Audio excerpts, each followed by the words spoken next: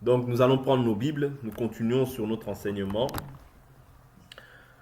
Nous continuons sur notre enseignement. Éphésiens chapitre 5. Je vais lire, la lecture est longue. Éphésiens chapitre 5. Non, je veux dire. Éphésiens chapitre 5, verset 1. L'Écriture nous dit: soyez donc les imitateurs de Dieu, comme des enfants bien-aimés, et marchez dans l'amour, de même que le Christ nous a aimés et s'est livré lui-même à Dieu pour nous en offrande, en sacrifice, comme un parfum de bonne odeur. Que l'inconduite, toute forme d'impureté ou la cupidité ne soit pas même mentionnée parmi vous, comme il convient à des saints. Pas de grossièreté, pas de propos insensés, pas de bouffonnerie, cela est malséant, mais plutôt des actions de grâce.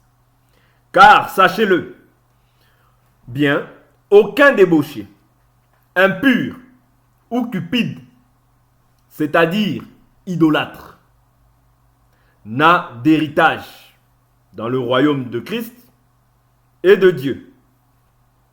Que personne ne vous séduise par de vains discours, car c'est pour cela que la colère de Dieu vient sur les fils de la rébellion. N'ayez donc aucune part avec eux. Autrefois, en effet, vous étiez ténèbres, mais maintenant vous êtes lumière dans le Seigneur. Marchez comme des enfants de lumière. Car le fruit de la lumière consiste en toutes sortes de bonté, de justice et de vérité. Examinez ce qui est agréable au Seigneur et n'ayez rien de commun avec les œuvres stériles des ténèbres, mais plutôt dénoncez-les. En effet, ce que ces gens font en secret, il est honteux même d'en parler. Mais tout cela, une fois dénoncé, apparaît à la lumière. Car tout ce qui apparaît est lumière. C'est pourquoi il est dit: réveille-toi, toi qui dors, relève-toi d'entre les morts, et le Christ resplendira sur toi. Veillez donc avec soin sur votre conduite, non comme des fous, mais comme des sages. Rachetez le temps, car les jours sont mauvais. C'est pourquoi ne soyez pas sans intelligence, mais comprenez quelle est la volonté du Seigneur. Ne vous enivrez pas de vin, c'est de la débauche, mais soyez remplis de l'esprit. Entretenez-vous par des psaumes, des hymnes, des cantiques spirituels. Chantez et célébrez le Seigneur de tout votre cœur. Rendez toujours grâce pour tout à Dieu le Père, au nom de notre Seigneur Jésus-Christ. Soumettez-vous les uns aux autres dans la crainte de Christ. Amen. Donc on a fait une longue lecture, mais cette lecture est très importante. Nous avions beaucoup partagé sur le fait que donc, le thème, c'était vraiment racheter le temps, car les jours sont mauvais. En quoi est-ce que nous devons racheter le temps? Nous, tels que nous sommes là, nous avons maintenant aujourd'hui la conscience que la Bible nous dit dans 1 Corinthiens chapitre 7, désormais le temps est court.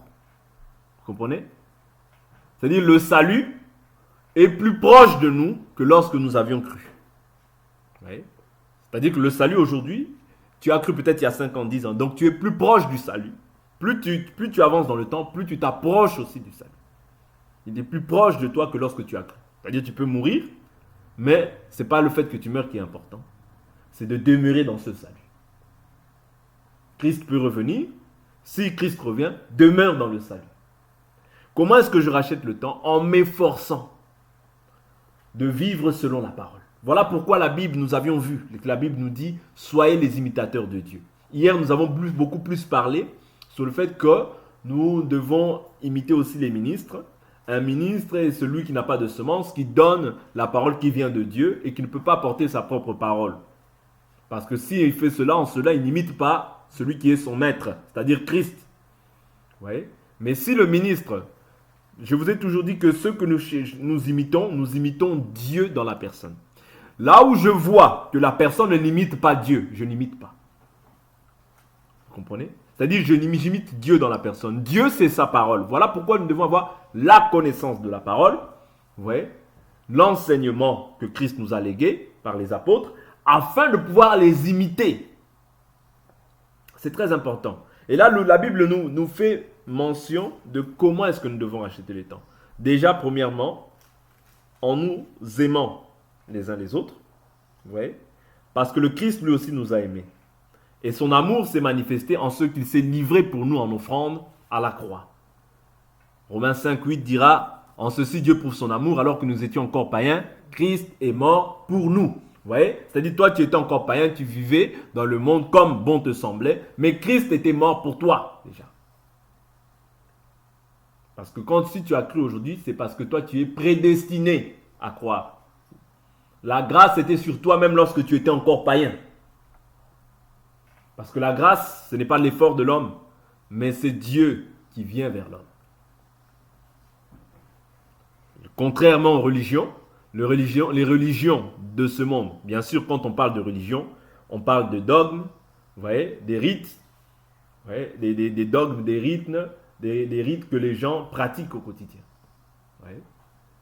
Donc nous aussi, nous avons une religion. Mais notre religion, c'est quoi? C'est de visiter les orphelins. C'est de visiter les veuves. Vous voyez? Dans leur affliction. C'est ce que la Bible nous dit. C'est-à-dire la religion pure et sans tache devant Dieu, c'est cela. Okay? Donc nous avons notre religion. C'est-à-dire c'est des choses que nous devons nous efforcer à faire, en réalité. Parce qu'une religion, c'est en fait un ensemble de dogmes, de croyances que les gens pratiquent au quotidien. Ouais. C'est-à-dire, nous, la religion pure que nous devons faire, c'est de nous aimer les uns les autres. Ouais. Et c'est d'aimer les frères, d'aimer les sœurs, d'aimer les orphelins, d'aimer les veuves, de les visiter dans leur affliction. Or, toi et moi aussi, nous sommes veuves. Nous sommes aussi orphelins. Parce que nous n'avons... C'est-à-dire, je suis maintenant orphelin parce que mon ancien père, celui qui régnait dans ma vie autrefois, est mort, c'est-à-dire le diable. Ouais. Nous sommes aussi veuves. Pourquoi? Parce que notre mari, vous voyez, celui qui détenait le pouvoir de ma vie est mort, c'est-à-dire toujours le diable. C'est la même chose. Okay? Mais il y a aussi des veuves et des orphelins dans la chair comme ça que nous devons aussi visiter. Que nous devons aussi aimer. Okay? Et les saints aussi, quelque part, sont aussi veuves ou orphelins. D'accord? Donc ici, c'est ça. C'est-à-dire nous exhorter toujours à l'amour et aux œuvres bonnes en tant qu'enfant de Dieu. Oui. Maintenant, il nous parle d'inconduite. Il dit l'inconduite ne doit pas être mentionnée. L'impureté. Oui. L'inconduite, l'impureté ne doit pas être mentionnée comme il convient à des saints. Un saint, c'est celui qui a mis un terme à sa vie qui était ténébreuse. Voilà pourquoi la Bible dit, autrefois vous étiez ténèbres, mais aujourd'hui vous êtes lumière. Or, il faut maintenant toi qui as été lavé, parce que la Bible dit, vous avez été lavé, vous avez été purifié, vous avez été justifié, vous avez été sanctifié par l'eau de la parole et par l'esprit de notre Dieu. C'est-à-dire, l'esprit maintenant ne supporte pas quoi? La saleté, les œuvres des ténèbres. Non. Voilà pourquoi la Bible nous dit quoi? Qu'en tout temps, tes vêtements soient blancs et que l'huile ne manque pas sur ta tête. Les vêtements blancs, c'est quoi? Les vêtements blancs, c'est-à-dire que tu ne dois pas être sale. Je prends une écriture. Prenons une écriture rapidement. Allons dans le livre de Zacharie. Zacharie 3. Nous allons voir que Josué, le sacrificateur, avait les vêtements sales. Ok? Zacharie 3, je crois. Attends, je crois. Si tu y es. Oui, c'est ça. Zacharie 3. Tu lis à haute voix, s'il te plaît. Oui. Il m'a fait voir le grand prêtre Josué devant l'ange de l'Éternel, et Satan qui se tenait à sa droite pour l'accuser. L'Éternel a dit à Satan, que l'Éternel te réduise au silence, Satan. Que l'Éternel te réduise au silence. Lui qui a choisi Jérusalem, celui-ci n'est pas un bout de bois arraché au feu. Or Josué portait des habits sales et se tenait debout devant l'ange. L'ange a pris la parole et a dit ceux qui se tenaient devant lui. Enlevez-lui les habits sales. Puis il a dit à Josué, regarde, je t'enlève ta faute et je te mets des habits de fête. J'ai dit qu'on te mette sur ta tête un turban pur. Et ils ont placé un turban sur ta tête et ils ont mis des habits l'ange. Amen. Stop.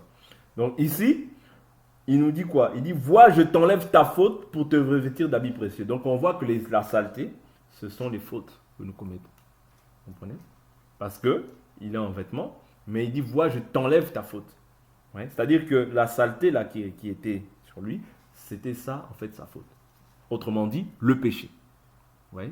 Voilà pourquoi que lorsque maintenant, aujourd'hui, tu es lumière, c'est-à-dire que ta lumière doit paraître. Voilà pourquoi la Bible nous dit, si la lumière qui est en toi est ténèbres, ou bien devient ténèbres, combien grandes seront les ténèbres. Voilà pourquoi toi qui as cru en l'évangile, la raison pour laquelle tu as cru en l'évangile, ce n'est pas pour devenir pire, mais c'est pour devenir meilleur.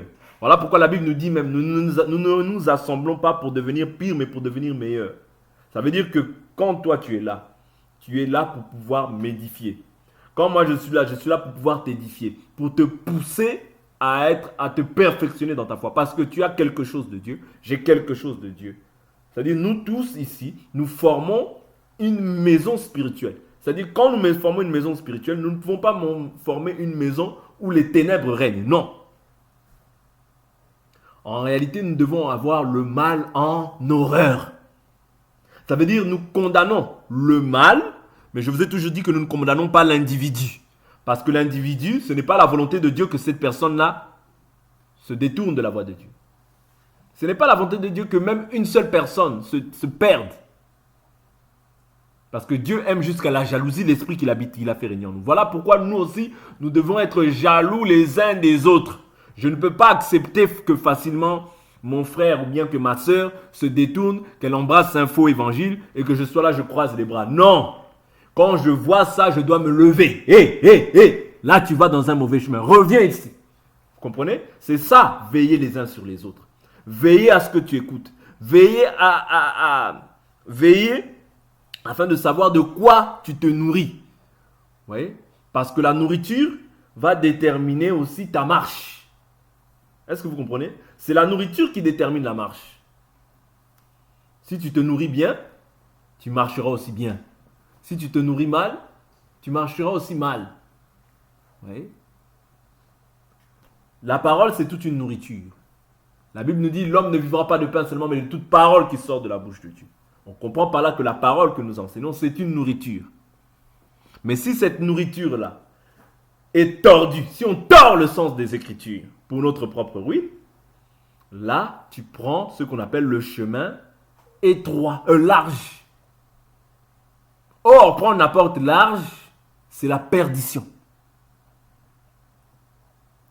Voilà pourquoi la Bible nous dit, resserré, étroit est le chemin qui mène à la vie, mais il y en a comment? Peu qui le trouvent. C'est pas facile, la voie que nous empruntons, que nous embrassons, ce n'est pas une voie facile. Mais certainement, quand tu demeures dans cette voie, sache que la Bible nous dit que dans ce chemin-là, il y a des ronces, il y a des rapines. C'est un chemin qui n'est pas facile.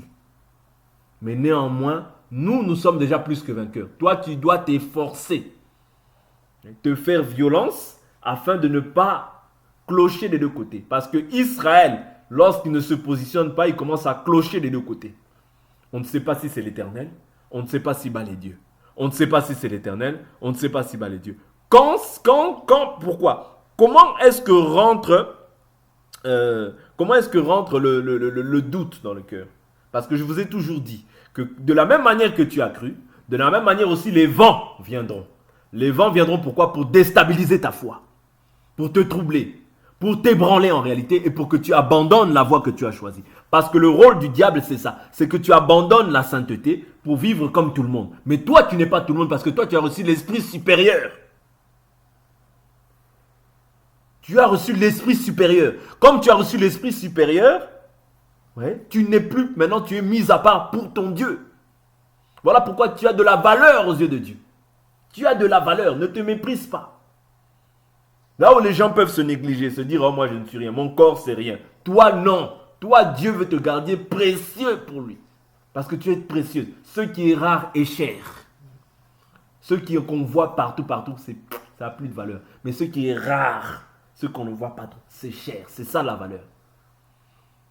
Mais dans ce monde, il y a une autre loi. Ce qu'on voit beaucoup, ceux qui font n'importe quoi, c'est ça qui a de la valeur. Non, loin de toi, détrompe-toi. Ce qui est rare, c'est ça qui est cher. Ça, c'est la loi du royaume. Le salut, ce n'est pas pour tout le monde. Le salut, c'est pour ceux qui sont prédestinés. Ceux qu'il a connus d'avance, il les a aussi prédestinés. Ceux qu'il a prédestinés, il les a aussi appelés. Ceux qu'il a appelés, il les a aussi justifiés. Pourquoi tout le monde ne marche pas comme toi dans l'évangile? Pourquoi tout le monde n'accepte pas cet évangile? Parce que la Bible nous dit, cette parole est dure, qui peut l'entendre? Voilà pourquoi aujourd'hui les gens ils aiment le nom de Jésus, mais ils aiment aussi vivre dans la mondanité. Non, tu perds ton temps. Va vivre dans le monde, arrête avec le nom de Jésus. Parce que si tu n'es ni chaud, ni froid, Dieu te vomira. On ne se moque pas de Dieu. Ce qu'un homme sème, il le moissonne. Voilà pourquoi aujourd'hui tu verras quelqu'un qui te dit chrétien. Tu vas déjà dire, ah, c'est un chrétien comme... Pourquoi? Parce que ça dit, aujourd'hui ce qui règne, c'est le paganisme. Les gens qui aiment, qui aiment de temps en temps le dimanche parler de Jésus, prier Jésus, avoir des larmes, même se mettre à genoux, même s'effondrer et parler de Jésus, mais qui aiment aussi le monde. Non. Si tu es comme ça, tu ne verras pas le royaume. Tu ne verras pas le royaume. Parce que Dieu sonde les cœurs et les reins. Ce qui règne aujourd'hui, c'est ça. Je prie Dieu, mais je suis aussi païen. Je prie Dieu, mais je suis aussi dans les boîtes. Je prie Dieu, mais je suis dans toutes les choses de païen. Tu ne peux pas être lumière et ténèbres à la fois. Ça ne marche pas. Soit tu es lumière, soit tu es ténèbres. Est-ce que vous comprenez? Tu ne peux pas clocher des deux côtés. Un coup tu es avec Baal, un coup tu es avec Dieu. Tantôt avec Baal, tantôt avec Dieu. Non.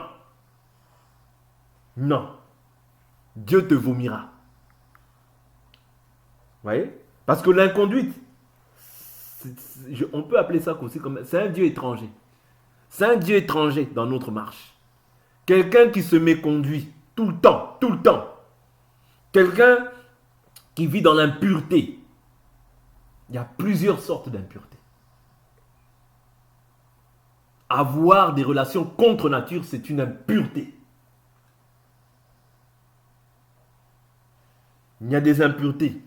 Ouais. C'est-à-dire, nous, il y a une manière, même quand tu iras dans le mariage, il y a une manière que Dieu a établie. Quand tu fais autrement, tu es dans l'impureté. Tu es dans les passions de la chair. Et si tu demeures dans cet état, tu ne verras pas Dieu. Parce qu'il y a des principes pour voir Dieu. Pour voir Dieu, il y a des principes. Pour que la gloire de Dieu se manifeste dans ta vie. Pour que Dieu, Christ, resplendisse sur ta face. Il y a des principes. Tu te prives pour un temps, mais tu vivras tout le temps. Est-ce que vous comprenez? Tu ne vis pas comme tu veux parce que ta vie ne t'appartient plus. Tu as donné ta vie. Vous comprenez? Tu as donné ta vie. Comme tu as donné ta vie, ce n'est plus toi maintenant qui dirige tes pas. Tu es dirigé par un autre. Est-ce que vous comprenez? Et cet autre-là a en horreur les ténèbres. Voilà pourquoi il parle de l'inconduite. Il parle de la cupidité. Parce qu'il y a une différence entre avoir de l'argent et la cupidité. Si tu as de l'argent, gloire à Dieu. Mais l'amour de l'argent, c'est ça que Dieu ne veut pas. Pourquoi? Parce que la Bible nous dit, quand les richesses s'accroissent, n'y mets pas ton cœur. Or, tu ne peux pas servir Dieu et maman. Non. Servir maman, c'est quoi? C'est-à-dire que quand tu ne peux même plus maintenant adresser des prières à Dieu. Tu n'as plus le temps pour Dieu, mais tu as toujours le temps pour l'argent. Tu as toujours le temps pour l'argent. C'est-à-dire tu fais de l'argent un Dieu. Non. Quand tu agis ainsi. C'est-à-dire le Dieu de l'argent qui est maman a déjà rempli ton cœur. Vous comprenez? Le Dieu de l'argent a déjà rempli ton cœur. Voilà pourquoi il faut faire très attention. Que l'amour de l'argent ne soit pas ton partage. Si tu as de l'argent, gloire à Dieu. Mais ne te livre pas à l'amour de l'argent. Oh, moi je dois travailler à 2 places, 3 places, 4 places. Ça, tu te livres à l'amour de l'argent. C'est-à-dire que ta conduite n'est pas inspirée. Vous voyez, selon Dieu, mais ta conduite est inspirée par l'amour de l'argent. Or, la Bible nous dit, contentez-vous de ce que vous avez. C'est-à-dire, si nous avons de quoi manger, de quoi boire, cela nous suffira. Oh, mais non, tu vois comme l'autre a toujours l'autre. Israël, je vous dis toujours, c'est à force de regarder les nations qu'ils ont demandé aussi un roi. Mais Dieu leur a donné un roi comment? Dans sa colère. Parce que Saül, ce n'était pas la volonté de Dieu, mais c'était la volonté des hommes. Or, quand toi maintenant tu commences à regarder toujours les autres, tu fais comme Israël dans le désert. C'est-à-dire, ils commencent à regarder, oh, les autres aussi ont un roi. Nous aussi, nous voudrons un roi. Samuel. Est-ce que vous comprenez? Donc, c'est à force de regarder, ouais, c'est à force de regarder les nations, la conduite des nations, que Israël aussi a demandé un roi. Vous comprenez? D'où nous, il ne faut pas que nous puissions aussi regarder les pratiques des nations, parce que Dieu nous a interdit cette chose-là. Oh, mais cette église, je vois quand même que, oh, nous, c'est trop dur. Hein. Eux, quand même, ils prient, mais ils dansent aussi les choses du monde. Mais pourquoi on ne peut pas? Dieu nous interdit de faire des alliances avec ces genres de gens, parce qu'ils ne sont pas de Dieu. Ils ont, ils ont le nom de Dieu à la bouche, mais ils ne sont pas de Dieu. Ils ne sont pas de Dieu. Ah, mais nous, on ne peut jamais rien faire.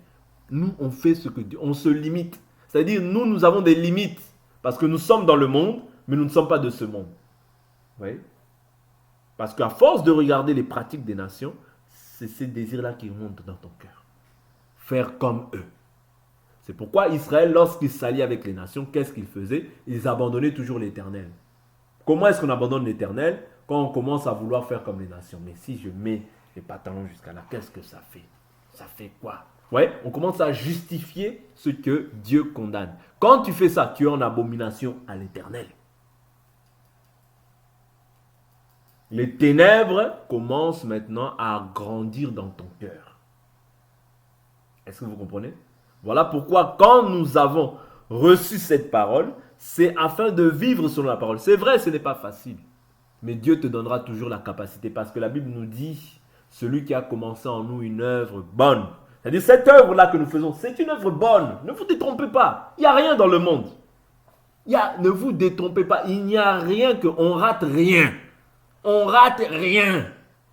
Je vous dis la vérité, vous ne ratez rien. Et si tu abandonnes cette voie-là, tu seras la personne la plus triste du monde. Je vous dis la vérité. Tu seras la personne la plus triste du monde. Parce que la Bible dit qu'ils seront dans la honte, ceux qui abandonnent injustement leur Dieu. Leur Dieu sans cause. C'est-à-dire que l'amour de Dieu en toi, tu ne peux pas abandonner l'amour. Tu ne peux pas. Parce que c'est un feu qui brûle en toi chaque jour. Tu ne peux pas. Mais quand les ténèbres commencent à venir t'envelopper, tu montres à suffisance que tu n'as pas encore assez d'amour pour ton Dieu.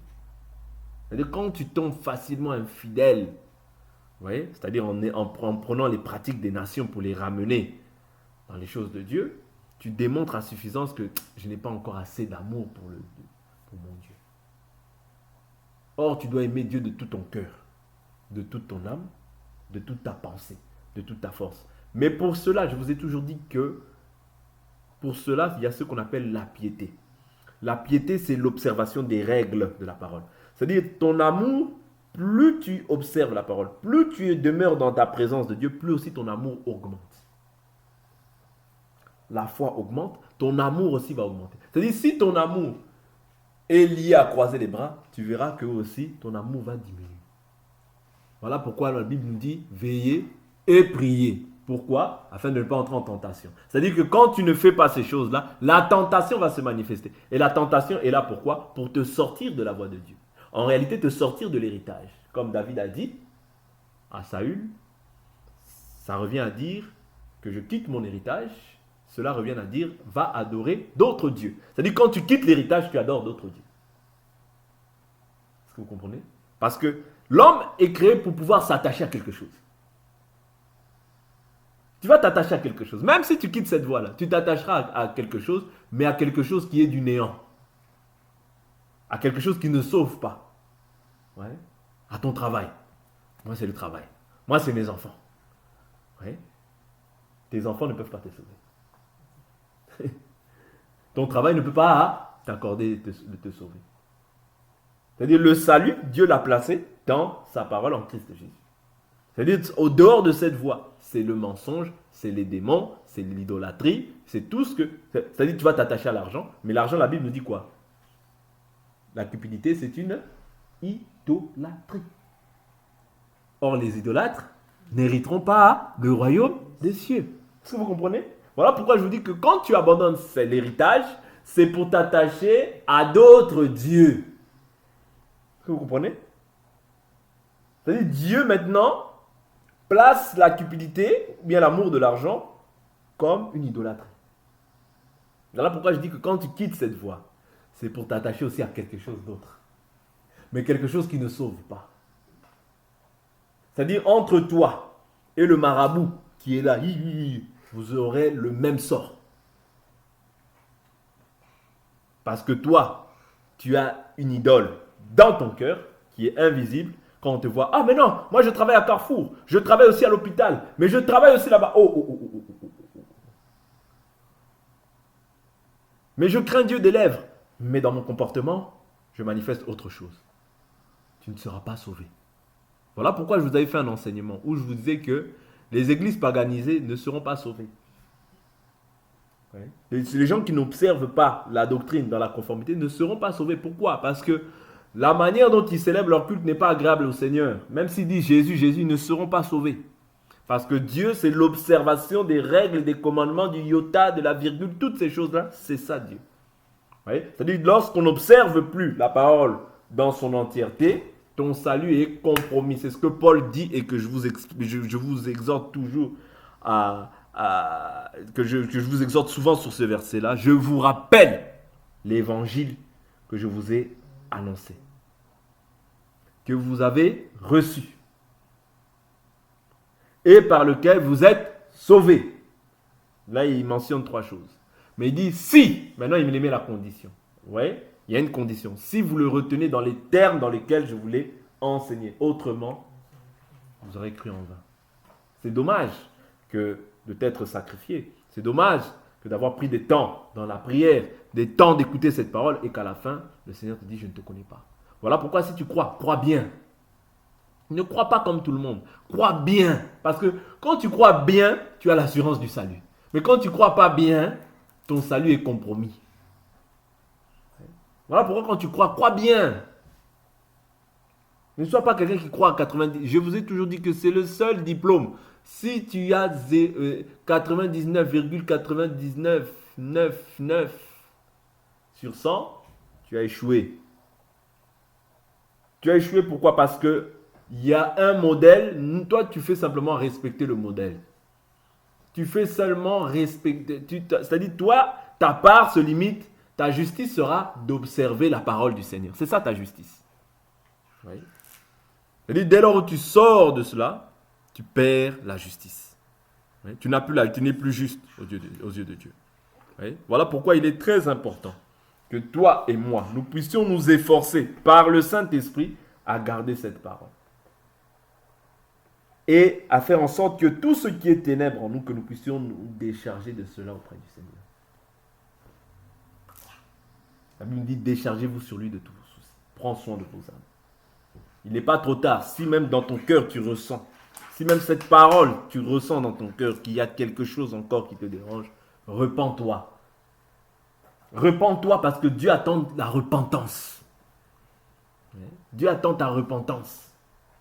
Dieu attend que tu te repentes. La Bible nous dit, celui qui abandonne, celui qui confesse et délaisse, trouve la miséricorde. Oui. Celui qui confesse et délaisse, trouve la miséricorde. S'il t'est arrivé d'être cupide, repens-toi, ce n'est pas une attitude de Dieu. S'il t'est arrivé d'être impur, repens-toi, ce n'est pas une attitude de Dieu. De balancer des grossièretés de ta bouche, tout ça, ouais, ce ne sont pas une manière dont les enfants de Dieu doivent vivre. Parce qu'en agissant comme ça, tu ne rachètes pas le temps, non. En fait, comment est-ce qu'on rachète le temps?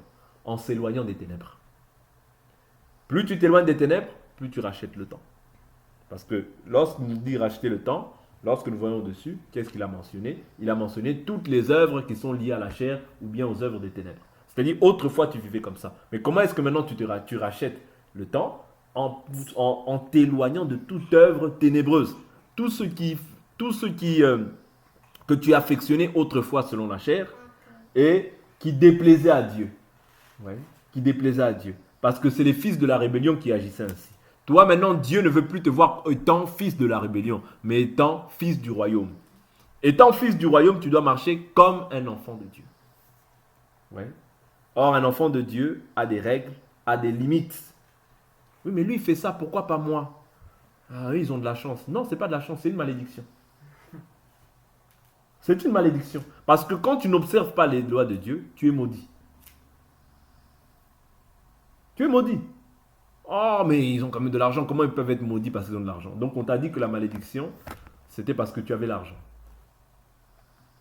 Non. Oui. On t'a dit que la bénédiction, du moins, était liée au fait de l'argent. Non. Tu peux être pauvre, mais si tu as Jésus, tu es béni. Tu peux être pauvre, si tu as Jésus, tu es béni. Oui. Tu peux avoir peut-être peu de moyens à la manière des hommes, mais tant que tu gardes la sainteté, tu verras Dieu. Oui. Parce que cela ne dépend pas de ce que tu as. Non. La Bible, Jésus même lui dit, dans Luc chapitre 12, il dit, et je vais prendre cette écriture et je vais m'arrêter là. Tu vois, même dans l'abondance, tu vois, la vie d'un homme ne dépend pas de ce qu'il possède. Luc chapitre 12, je prends le verset 15 et je m'arrête là. Puis il leur dit, gardez-vous attentivement de toute cupidité, car même dans l'abondance, la vie d'un homme ne dépend pas de ce qu'il possède. Vous voyez? C'est-à-dire, la vie d'un homme ne dépend pas de ce qu'il possède. Ta vie, toi, elle est cachée dans les lieux célestes en Christ. Ta vie dépend maintenant de Christ. Vous voyez? Parce que c'était deux frères qui se disputaient pour l'héritage. Ok? Tu te disputes pour les héritages terrestres. Nous traitons durement notre chair afin d'hériter le royaume. C'est ça. Toi, ta dispute, elle est contre la chair. Ouais. Tu dois te disputer avec la chair. Quand la chair veut t'emmener dans des choses qui ne glorifient pas Dieu, non. Ouais. Ça, c'est une vraie dispute. Et c'est une dispute que Dieu agrée. Ouais. Mais si tu te disputes seulement tout le temps pour les choses de la terre, tout le temps pour les choses de la terre, tu n'as pas compris encore qu'est-ce que c'est que le royaume. La vie d'un homme ne dépend pas de ce qu'il possède. Vous voyez? Les Paul, les Pierre, les Jacques, les Jean n'avaient peut-être pas des villas, mais ils étaient les hommes les plus heureux. Pourquoi? Parce que la Bible nous dit que Christ en nous, c'est l'espérance de la gloire. Vous voyez? Christ en nous, c'est l'espérance de la gloire. Ça veut dire que tout réside en lui, tout est en lui. Et tu as l'assurance que demain, même si tu meurs dans le repos.